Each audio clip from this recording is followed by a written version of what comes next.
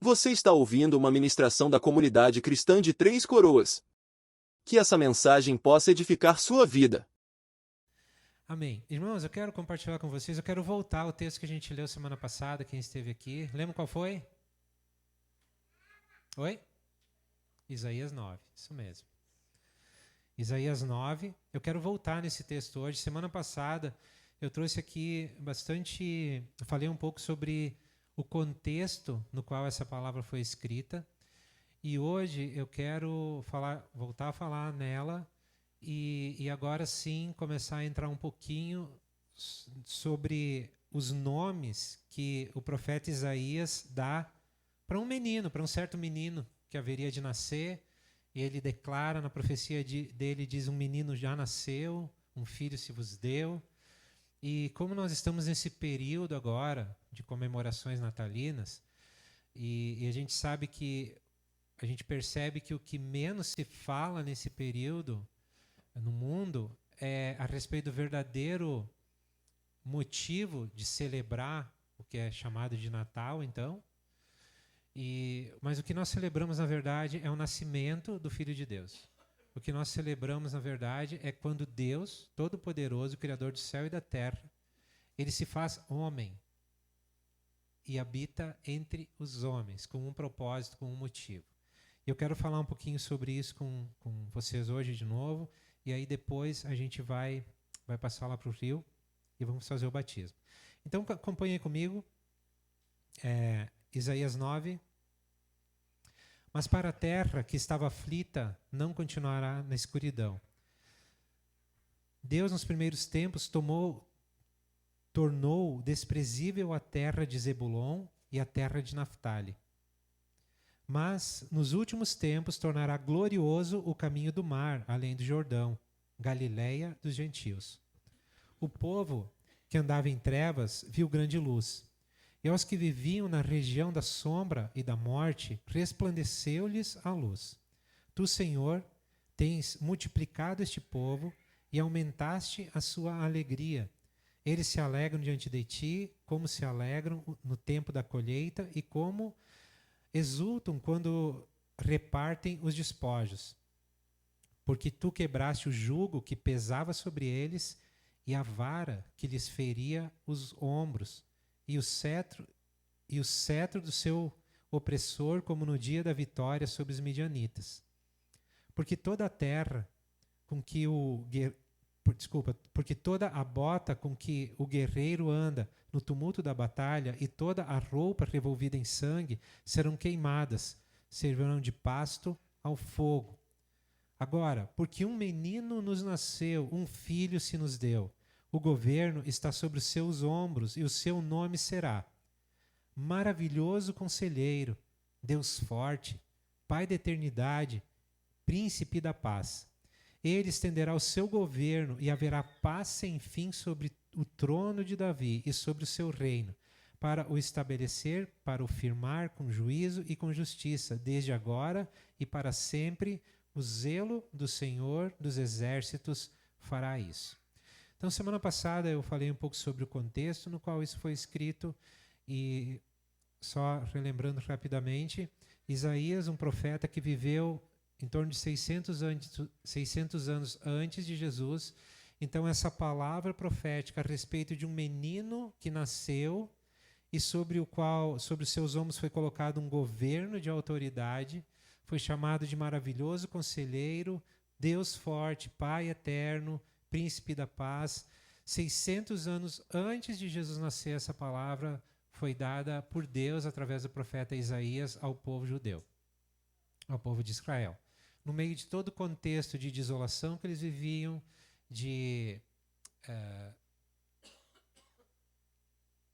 o norte de Israel já havia sido dominado, o sul iria ser dominado pelos babilônicos.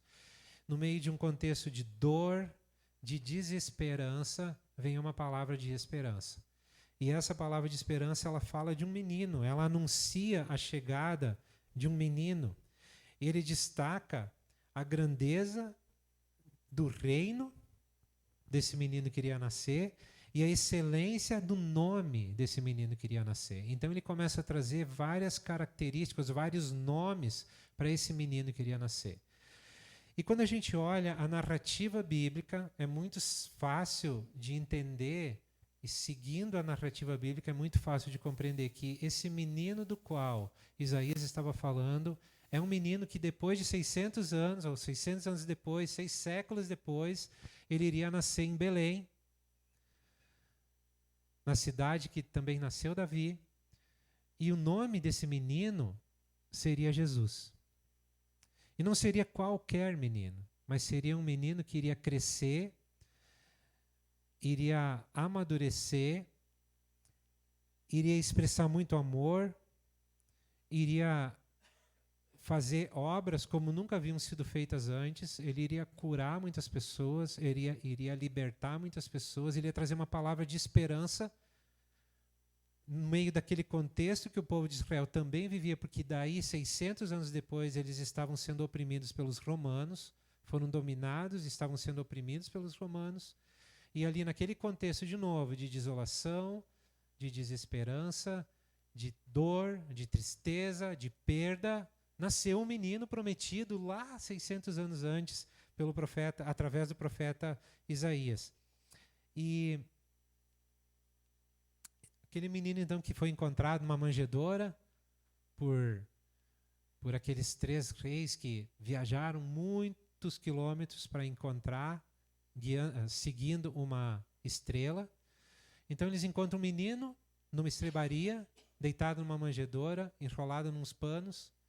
Esse menino foi chamado de Rei dos Reis. Esse menino é chamado de Senhor dos Senhores. Esse é o menino que nasceu da parte de Deus, ou o próprio Deus que se tornou homem. Sobre os seus ombros, Isaías disse que estava um poder, uma autoridade e um governo. E aqui no texto ele fala sobre um governo que estaria sobre o trono de Davi, no contexto do povo de Israel, mas a própria narrativa bíblica, quando a gente vai seguindo ela, a gente vai ver no próprio livro de Isaías que esse governo não ficaria somente sobre Israel, mas esse governo seria expandido por toda a terra, até que toda a terra estivesse cheia da glória de Deus. Isso ainda não aconteceu, isso ainda vai acontecer, mas o que já aconteceu foi que esse menino prometido, através do profeta Isaías, nasceu.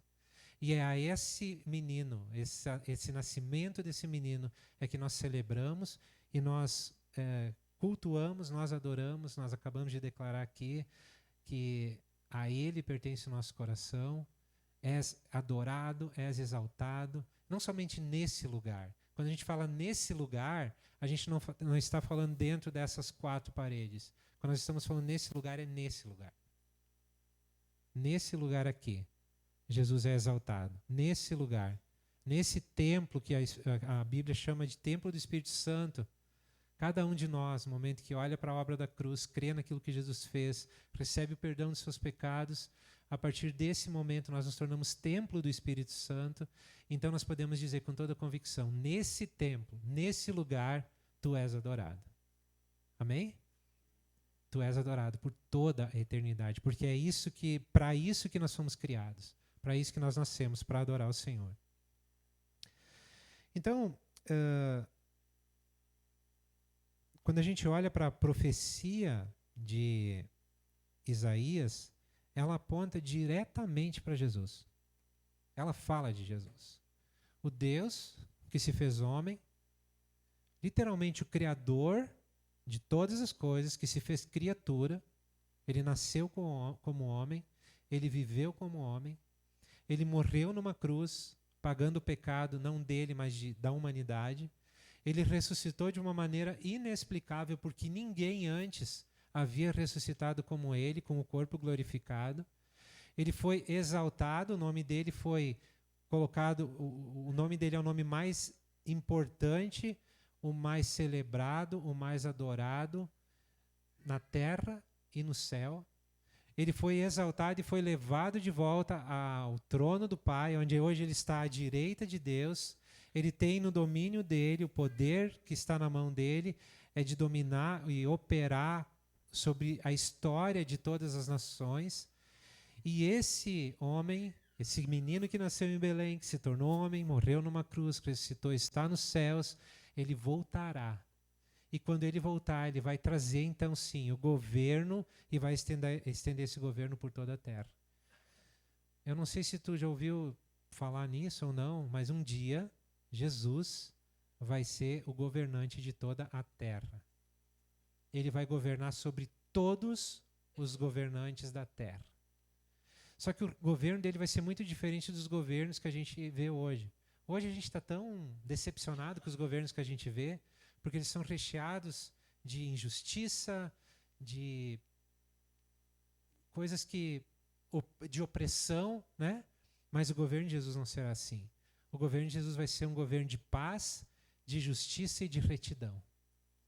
Nós vamos poder usufruir, um dia nós vamos ter a oportunidade de estar debaixo de um governo, de um rei perfeito, que não erra e que pensa no nosso bem e que deseja o nosso bem porque ele nos ama. Então ele vai nos governar dessa maneira. E nós temos a oportunidade hoje de tomar a decisão de nos colocar debaixo desse governo já hoje, para começar a experimentar pequenas porções desse reino já hoje. A glória, a plenitude desse reino virá quando Jesus voltar para essa terra. Mas a gente já pode hoje experimentar pequenas porções desse reino e do governo de Jesus na nossa vida.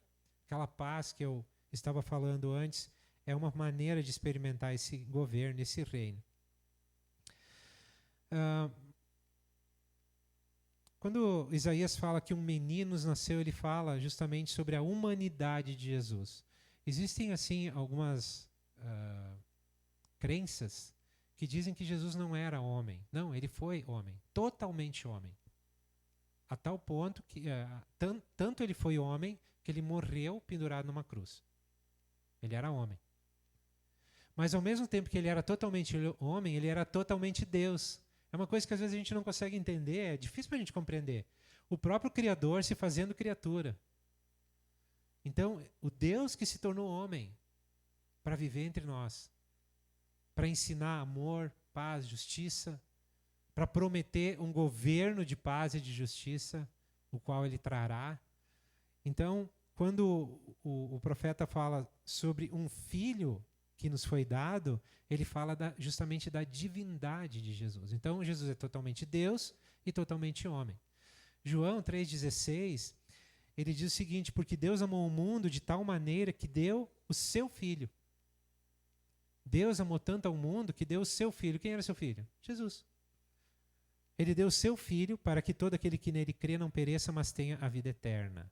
Então, para não perecer e usufruir de uma vida eterna, existe uma coisa que nós precisamos fazer: crer em Jesus. Mas aqui se crer não é que ele acreditar, eu acredito que ele nasceu, que ele viveu, que ele morreu, que ele ressuscitou. Não é simplesmente acreditar. É crer a tal ponto de eu confiar nele, de entregar minha vida na mão dele. De entregar o comando, o cuidado da minha vida, a condução da minha vida para ele. De crer que aquele sacrifício foi necessário para que os meus pecados fossem perdoados. E eu só vou aceitar isso se eu me vejo como um pecador. Se eu entendo que eu sou um pecador e que eu preciso do perdão dos meus pecados. Porque a palavra de Deus diz que o salário do pecado é a morte. Então, se nós não somos perdoados, a consequência disso é morte eterna. Mas quando nós recebemos a obra da cruz e cremos naquilo que Jesus fez por nós, os nossos pecados são perdoados. E a consequência disso é vida eterna. É amor, aceitação do Pai e vida eterna. Então Jesus, totalmente Deus, totalmente homem, se entregou numa cruz para morrer por nós. O governo está sobre os seus ombros, fala de autoridade e missão. A missão de Jesus é trazer o governo, o reino de Deus. Já foi há mais de 2000 anos atrás, onde ele trouxe uma manifestação do reino de Deus, ou algumas formas de manifestação do reino de Deus, mas ainda existe uma plenitude que ainda não veio e que virá quando Jesus voltar para essa terra. E tem um pastor que ele diz uma coisa mais ou menos assim: se tu crê ou não crê, Jesus virá. Se tu gosta ou não gosta, Jesus virá. Se tu acredita ou não acredita, Jesus virá. Voltará. E essa é uma verdade. Então, nesses dias que nós estamos vivendo, quando a gente olha ao nosso redor e vê guerras, tristeza, dor, injustiça, morte, pobreza, miséria, e a gente poderia listar aqui, fazer uma lista gigantesca de coisas que não são expressão do reino de Deus. Quando a gente olha para tudo isso, o nosso coração pode sim se encher de esperança que um dia isso tudo vai mudar. Um dia Jesus voltará. E eu creio que não vai demorar mais muito, não.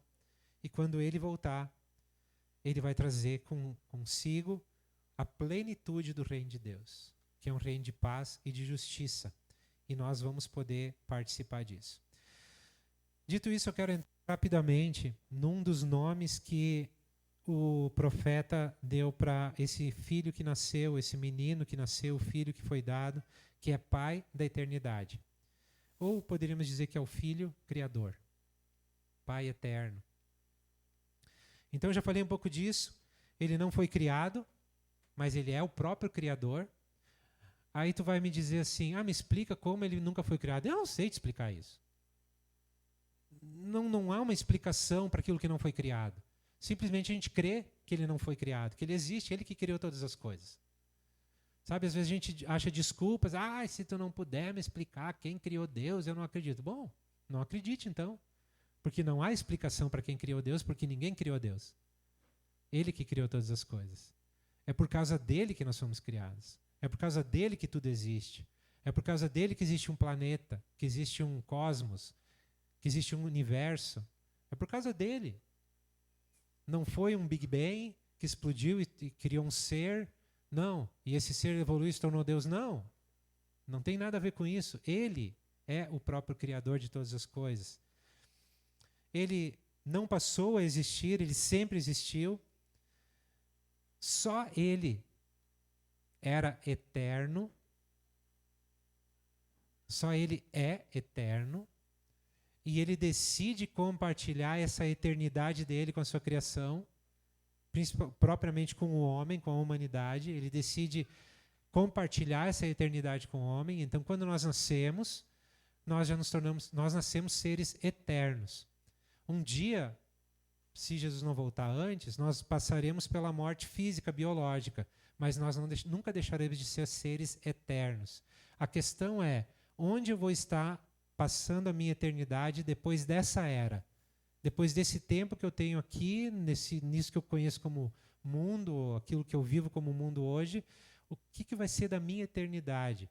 Isso quem decide, vou ser eu, baseado no que Deus me oferece. E o que ele me oferece foi um filho que morreu numa cruz. Então, se eu olho para esse filho e aceito ele como meu Senhor, eu vou usufruir da vida eterna com ele. Caso contrário, eu vou ter uma vida eterna, eu vou viver eternamente, porém longe dele. Não dá para imaginar o que é viver longe de Deus durante toda uma eternidade. Se a nossa vida aqui, às vezes, parece bem difícil, bem complicada, nada pode se comparar a viver eternamente separado do nosso Criador na era que virá. Nada pode ser comparado a isso. Então, hoje, nós estamos aqui na hora, é tempo oportuno de tomar a decisão de viver eternamente com ele. Amém? Os judeus, para o qual essa profecia foi dada de primeira mão, eles acreditam, quando se fala a palavra pai para eles, significa originador ou fonte. Ou seja, tudo existe a partir dessa fonte, que é Jesus. Tudo existe a partir, tudo foi originado a partir dele. Não existe nada antes dele. Ele que criou todas as coisas. O menino que nasceu também é o poderoso criador de todas as coisas, então, né? Nele tudo foi criado e tudo se sustenta. A gente cantou aqui, eu vou pegar um trechinho de Colossenses 1, a partir do versículo 15. A gente cantou isso como canção há pouco. Diz, ele é a imagem do Deus invisível. Ele é o primogênito de toda a criação, ou seja, o primeiro de toda a criação. Pois nele foram criadas todas as coisas, no céu, na terra, as visíveis, as invisíveis, sejam tronos ou soberanias, poderes ou autoridades, todas as coisas foram criadas por ele e para ele. Ele é antes de todas as coisas e nele tudo subsiste. Eu quero dar um destaque. Todas as coisas foram criadas por ele e para ele. Se todas as coisas foram criadas por ele e para ele, eu e tu fomos criados por ele e para ele. O motivo da tua existência é para ele. O motivo de tu estar vivo, respirando, apto para te tornar um adorador, é para ele. E aí eu já ouvi expressões, né, argumentos. Ah, Deus é injusto, porque ele é egoísta, ele criou tudo para ele. Isso chega a ser engraçado, né? Como assim? Eu só tenho vida por causa dele. E eu só tenho promessa de vida eterna por causa dele. Eu só tenho certeza de vida eterna por causa dele. Como assim ele é egoísta? Deus, ele é tremendo, ele é maravilhoso. Ele é eterno. Então, como Pai, ele é o originador de todas as coisas. E é interessante que ele criou todas as coisas para que se relacionassem com ele. Esse é o propósito. Nós não fomos criados por ser criados. Nós não somos um erro. Muitos de nós talvez já pensaram isso em algum momento, ou talvez tu ainda pensa nisso hoje. Não, eu sou um erro. Eu não deveria ter nascido. Não, tu não é um erro. Tu é alguém amado, valorizado, querido, que Deus ama demais. E tu não foi um erro. E nunca deixa ninguém dizer para ti que tu foi um erro, porque tu não foi. Tu foi pensado pelo Deus eterno, pelo Pai eterno, pelo Criador e originador de todas as coisas, o Pai que criou todas as coisas. E Ele te criou para que tu te relacionasse, para que eu me relacionasse com Ele. Nós fomos criados, queridos, para fazer parte de uma família, a família de Deus. E às vezes esses nomes, esses conceitos, quando a gente fala de pai, talvez, e isso é muito comum acontecer, de a experiência que tu tem com o pai, com o teu pai, não foi legal. E a tendência é, quando nós ouvimos falar de Deus como pai, a gente levantar uma barreira na nossa frente e dizer, não, pai eu não quero, eu não preciso de pai. Eu já sofri suficiente por causa do meu pai. Então essa, às vezes, é uma realidade para muitos de nós. Mas eu não estou falando aqui de um pai que erra. Eu estou falando aqui de um pai que não comete erros. E eu estou falando aqui de um pai que o amor dele é eterno e não tem como a gente dimensionar o amor dele. Não tem como a gente trazer um parâmetro para o amor dele. Porque ele é eterno, ele é grande demais. O texto que a gente leu de João, de 3,16, na versão NVI, diz assim, porque Deus amou tanto ao mundo. Eu gosto muito dessa expressão porque eu fico sempre tentando imaginar quanto é tanto. O que é tanto para ti? Quanto significa isso? O amor de Deus foi tanto. Que dimensão que nós podemos buscar ter nisso? Só tem uma maneira de saber. É nos relacionando com Ele. A partir do relacionamento com Ele, nós vamos começar a ser amados. E é impressionante como quanto mais nós nos relacionamos, mais amados nos sentimos. Quanto mais estamos com Ele, mais amados nos sentimos. Quanto mais nos aproximamos dele, mais amado nos sentimos. E o mais impressionante disso tudo é que por causa da obra que Jesus fez na cruz, nós podemos nos aproximar dele assim como nós somos. E assim como nós estamos. Muitas pessoas não têm coragem ou dizem, eu não posso me relacionar com Deus porque eu não sou puro o suficiente, eu não sou limpo o suficiente. É justamente por isso que tu precisa te relacionar com Deus, porque é só Ele que te purifica e te limpa. Não há como ser limpo e purificado se não tiver relacionamento com Deus. se não nos aproximarmos daquele que é totalmente puro e totalmente santo. É a santidade dele, a pureza dele que nos santifica e nos faz puros. Então, é a partir de nos relacionarmos com ele que isso acontece. A partir de crermos na obra da cruz, aquele sangue que foi derramado lá, que foi suficiente para cobrir todos os nossos pecados. Efésios 1, 4, a partir do 4 diz o seguinte: porque Deus nos escolheu nele, antes da criação do mundo, para sermos santos e irrepreensíveis em sua presença.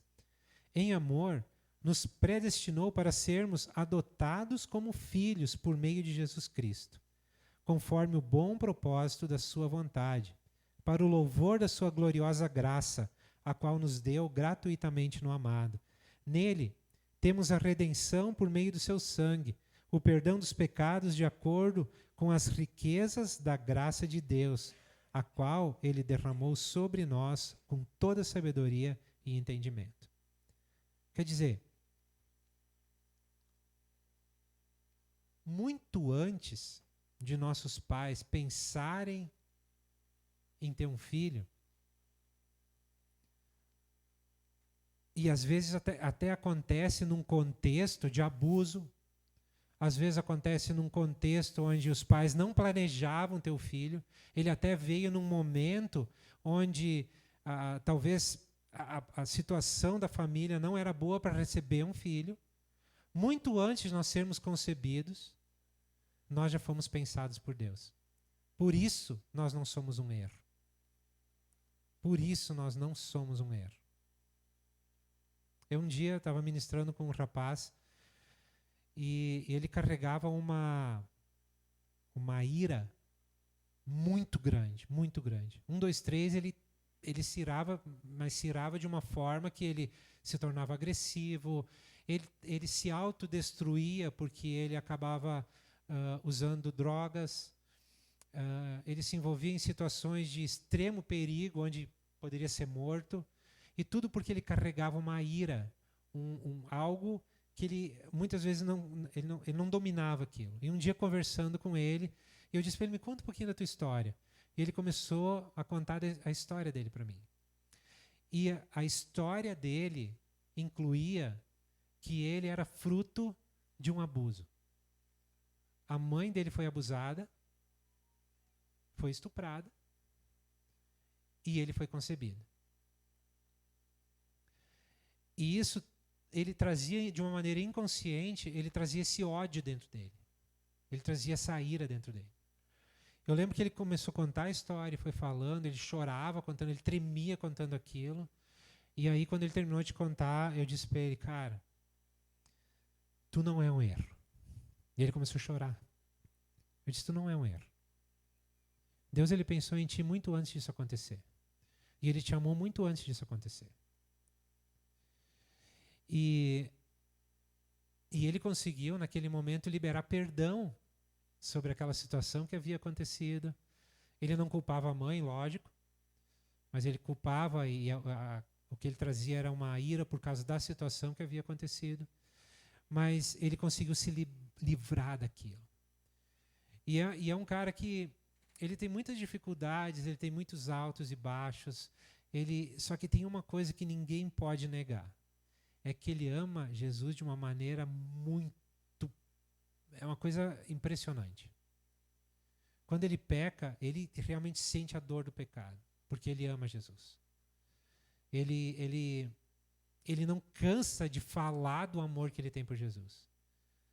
1, 2, 3 ele está falando, e ele testemunha isso. Ele tem convicção do amor de Deus por ele. E não importou como ele foi concebido. Porque ele entendeu que o pai de verdade dele era aquele que pensou nele antes da fundação do mundo. Aquele que predestinou ele para ser filho, para ser adotado através de Jesus. Ele pensou naquele, ele lembra que o pai é esse, que morreu numa cruz por ele, para que ele pudesse ser reconciliado, para que ele pudesse experimentar do amor, da graça, da reconciliação. Então, irmãos, nós somos filhos amados, aceitos e queridos do Pai da eternidade. Amém? Tu consegue dizer isso? Eu sou um filho amado. Tu consegue dizer isso? Diz com vontade. Tu é ou não é? Eu sou um filho amado do Pai. Tá, eu vi que alguns não conseguiram. Então faz o seguinte agora. Do teu lado, um para o outro, diz assim, ó, tu é um filho amado. Pode dizer. Eu não gosto desse negócio de ficar dizendo coisa um para o outro, tá? Vocês dificilmente me vê fazendo isso aqui. Mas eu acho que isso é importante.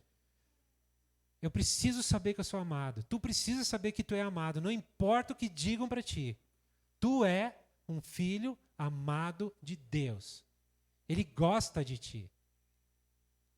Eu carreguei esse sentimento e não me senti amado por Deus durante muitos anos. Muitos anos.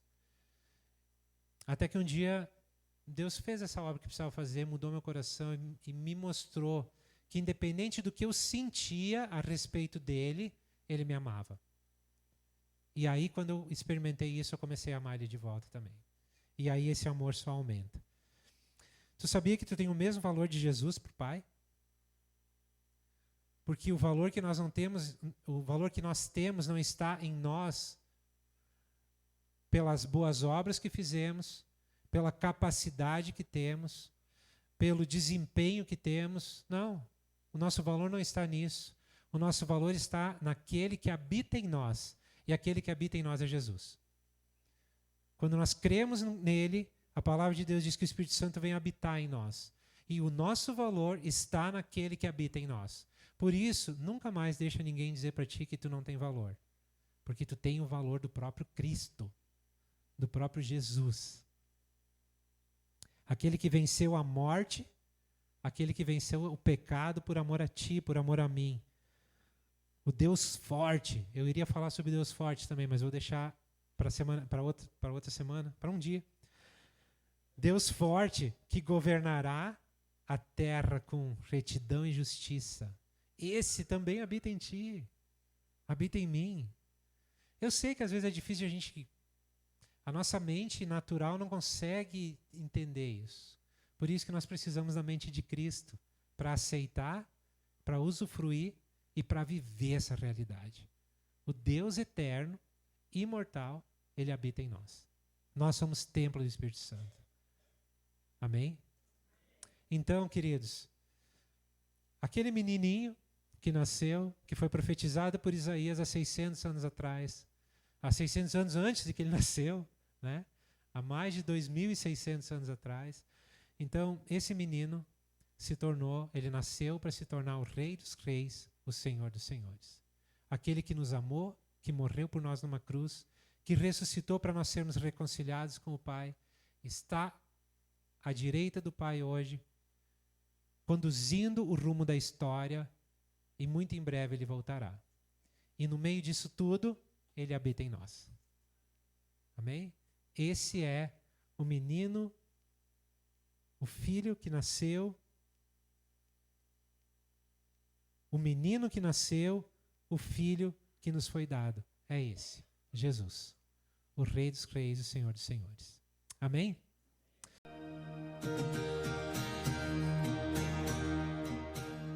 Você acaba de ouvir uma de nossas ministrações. Esteja conosco em nossas reuniões e siga-nos em nossas redes sociais. Que Deus te abençoe.